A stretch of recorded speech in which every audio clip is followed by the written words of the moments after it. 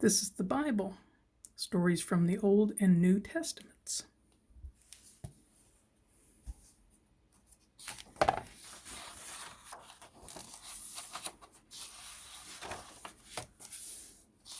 We'll skip past that. Here we go. The first 7 days, Genesis 1 and 2. In the beginning, God made the heavens and the earth. All was dark and empty. So God said, "Let there be light," and there was light. He called the light day and the darkness night. And that was the first day. Then God said, "Let there be bodies of water, and above them a sky." And so it was. That was the second day.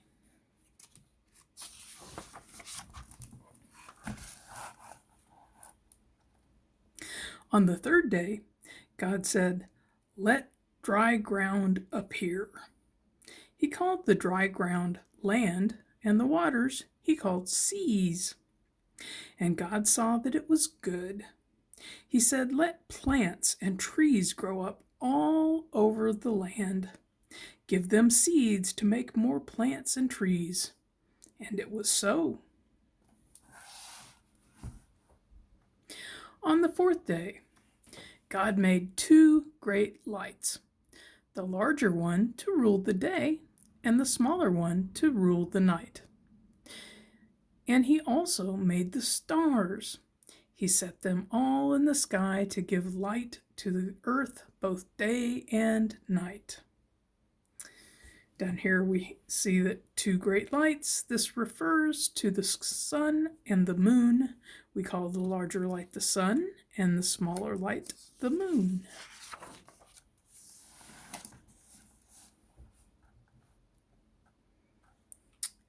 Then God said, "Let the waters be filled with fish, and let there be birds with wings to fly above the earth."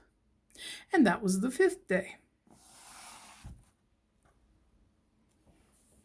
On the 6th day, God made animals to live on the land. He made sheep and cattle.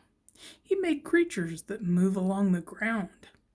He made wild animals of every size and shape.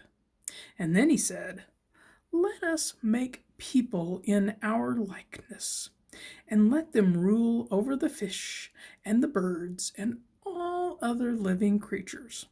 So he made man. God saw that God saw all that he had made, and it was very good. On the 7th day, he rested. That's the end of the first chapter. God's garden, Genesis 2. God had planted a garden in the east, in Eden.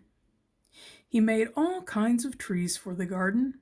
The trees were beautiful, and they were full of fruits that were good to eat.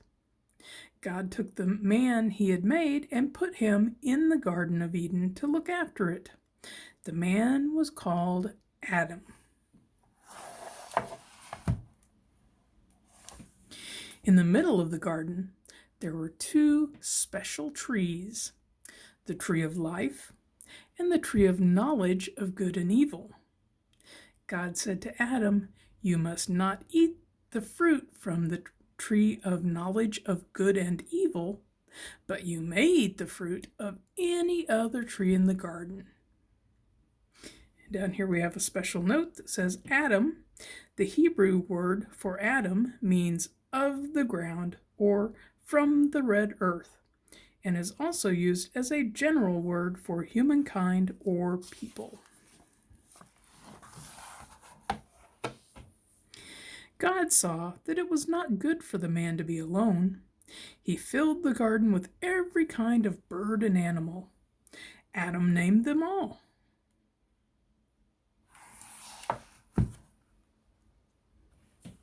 But none of the animals was a good partner for him. So God made a woman to be Adam's partner and wife. Adam called her Eve. And here we have a note that says Eve. The name Eve is the English version of the Hebrew name Hava, which sounds like the Hebrew word for living. Hava has changed into the Latin form Eva and then Eve in English.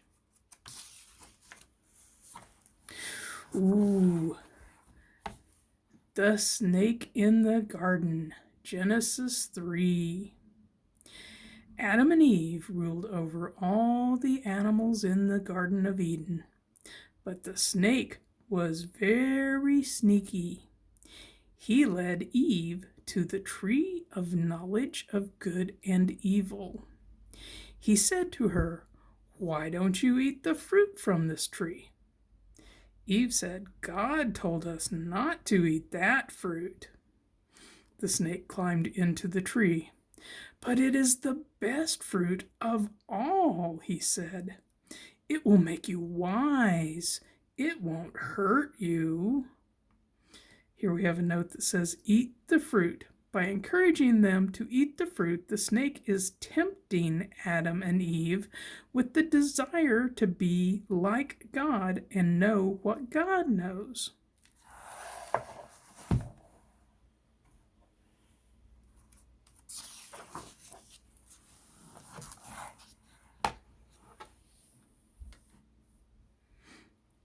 The fruit looked so beautiful and delicious, and she wanted to be wise.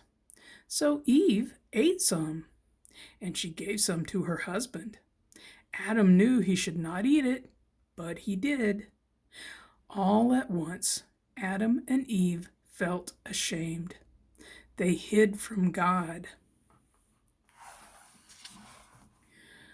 When God found them, he was sad that they had not obeyed him. He was angry with the snake for making Eve want the fruit she should not have.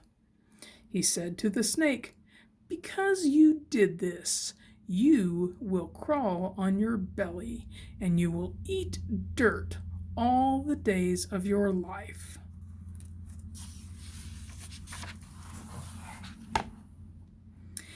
He made Adam and Eve clothes of animal skins to cover themselves. Then he made them leave the garden. God punished them. Life would be hard for Adam and Eve. God sent angels to guard the gate and also a sword of fire. No one could ever again enter the Garden of Eden. There's the sword of fire.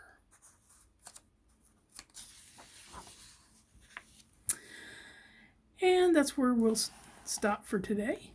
We'll get the next flood and the rainbow next time.